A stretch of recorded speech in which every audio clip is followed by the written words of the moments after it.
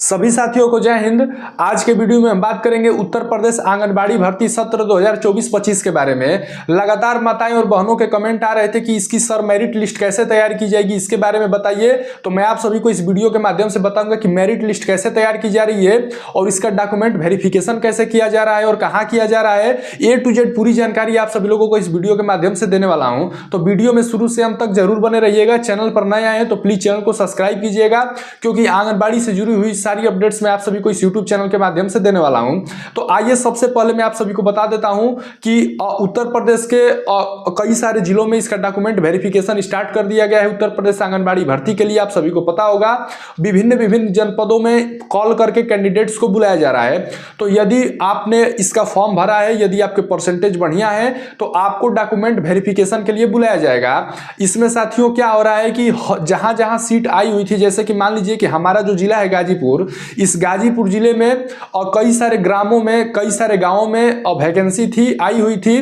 तो एक सीट के लिए दो उम्मीदवारों को बुलाया जा रहा है। जैसे कि मान लीजिए कि एक क्लास में 10 बच्चे पढ़ रहे हैं, तो उन 10 बच्चों में से शुरू के जो टॉप वाले 2 बच्चे होंगे, जिनका की परसेंटेज सबसे बढ़िया होगा, वही 2 बच्चों को डॉक्यूमेंट वेरिफिकेशन के लिए बुलाया जा रहा है मेरे भाई।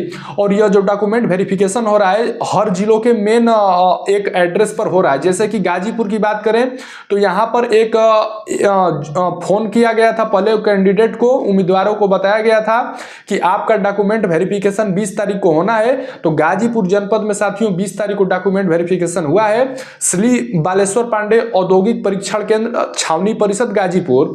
यानी कि हर जिलों में फोन करके छात्रों को बताया जा रहा है कि आपका डॉक्यूमेंट वेरिफिकेशन होगा, आप सभी अपने डॉक्यूमेंट के साथ आइएगा। अब डॉक्यूमेंट में क्या लेकर के जाना है, बहुत सारे बच्चों के मन में यह भी डाउट है। तो आइए मैं आपको डॉक्यूमेंट के बारे में बता देता हूं। फॉर्म भरते समय आपने जो डॉक्यूमेंट लगाया था साथी, वही डॉक्यूमेंट बस आपको लेकर के चले जाना है। यानी कि आपने फॉर्म भरते समय अपना आधार कार्ड, कक्षा 10वीं की मार्कशीट, कक्षा 12वीं की मार्कशीट, ग्रेजुएशन, पोस्ट ग्रेजुएशन, जो आपने लगाया है वही वाले डॉक्यूमेंट आपको ओरिजिनल भी वहां पर लेकर के जाने हैं। और सारे डॉक्यूमेंट्स के आपको फोटो कॉपी भी लेकर के जाना है, उस पर सिग्नेचर करके उसको मतलब सेल्फ एकोमेंट करके आपको लेके जाना है। यानी कि आपके जितने ओरिजिनल डॉक्यूमेंट है सबका फोटो कॉपी लेकर के चले जाइए और उस पे सिग्नेचर करके लेते जाइएगा। उसको सेल्फ असिस्टेड कहते हैं साथी, यानी कि उसको स्व प्रमाणित करके ले जाना है। तो इतना बस आपको काम करना है। जिन भी साथियों के परसेंटेज बढ़िया है, आपको परेशान होने की जरूरत नहीं है। आपको खुद अधिकारी कॉल करके बुलाएंगे। जैसे हमारा जो क्षेत्र है गाजीपुर, यहाँ पे जैसे कि कई सारे तहसील होते हैं, कई सारे ब्लॉक होते हैं, तो ब्लॉक स्तर से भी काम किया जा रहा है। ब्लॉक के कोई कर्मचारी आपके फोन करेंगे कि आपका बढ़िया परसेंटेज है, आपको डॉक्यूमेंट वेरिफिकेशन के लिए आना है। तो आपको डॉक्यूमेंट वेरिफिकेशन के लिए जाना है, तभी सिलेक्शन होगा। यदि आप समय से नहीं पहुंचेंगे तो आपकी कैंडिडेचर यानी कि अभ्यर्थिता रद्द कर दी जाएगी। तो साथियों यह रहा प्रोसेस की प्रक्रिया जिसको मैंने बता दिया है। अब आइए बात कर लेते हैं कुछ घूसखोरों के बारे में। साथियों उत्तर प्रदेश आंगनबाड़ी भर्ती में कई जगहों पर सुनने में यह आ रहा है कि यहां पर घूस मांगा जा रहा है छात्राओं से। तो ऐसे जितनी भी हमारी माताएं बहनें हमारी वीडियो देख रही हैं, यदि आपसे कोई भी पैसा मांग रहा है, एक पैसे की भी डिमांड कर रहा है, तो आप हमें तुरंत सूचना दीजिए। मैं आप सभी को उसके बारे में जानकारी दूंगा और एक्शन भी लूंगा। आप हमारे YouTube चैनल के प्रोफाइल पर जब जाएंगे तो वहां पर हमने अपना इंस्टाग्राम आईडी का लिंक दिया हुआ है, या आप इंस्टाग्राम पर जाकर के दिवाकर राय 123 सर्च करेंगे तो वहां से आप हमारी इंस्टाग्राम आईडी को पा लेंगे। वहां से आप जुड़ करके हमसे अपना प्रश्न पूछ सकते हैं। मन में जो भी डाउट हो, मैं आप सभी के प्रश्नों का जवाब देने का प्रयास करूंगा।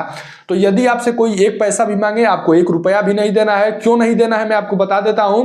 यह जो प्रक्रिया हो रहा है इस बार काफी साफ सुथरी प्रक्रिया की जा रही है माननीय मुख्यमंत्री योगी आदित्यनाथ जी के सरकार के नेतृत्व में। इसमें बहुत ही साफ सुथरी भर्ती कराई जा रही है। तो आपको किसी भी लोगों को 1 पैसा भी नहीं देना है। यह भर्ती काफी निष्पक्षता पूर्वक हो रही है। साथियों इसमें जैसे कि कई सारे हमारे सीनियर अधिकारी भी काम कर रहे हैं, जैसे कि जिले के डीएम हो गए, जिले के एसडीएम हो गए। यदि आपसे कोई पैसा मांगता है तो आप जा करके डीएम एसडीएम सर या मैम आपके जिले में जो भी होंगे उनसे जा करके आप शिकायत करिए। एक एप्लीकेशन लिखिए कि सेवा में जिला अधिकारी महोदया, अपना विषय बताइए, आज की तारीख बताइए और जा करके उनको अपना कंप्लेन दीजिए कि हमसे यह अधिकारी पैसा मांग रहे थे। साथियों आप सभी को पता होगा कि एक सीट के लिए जब 2 विद्यार्थी परीक्षार्थियों को बुलाया जा रहा है। तो यानी कि उसमें से एक लोग का तो सिलेक्शन होने ही वाला है, इसमें कोई संदेह वाली बात नहीं है।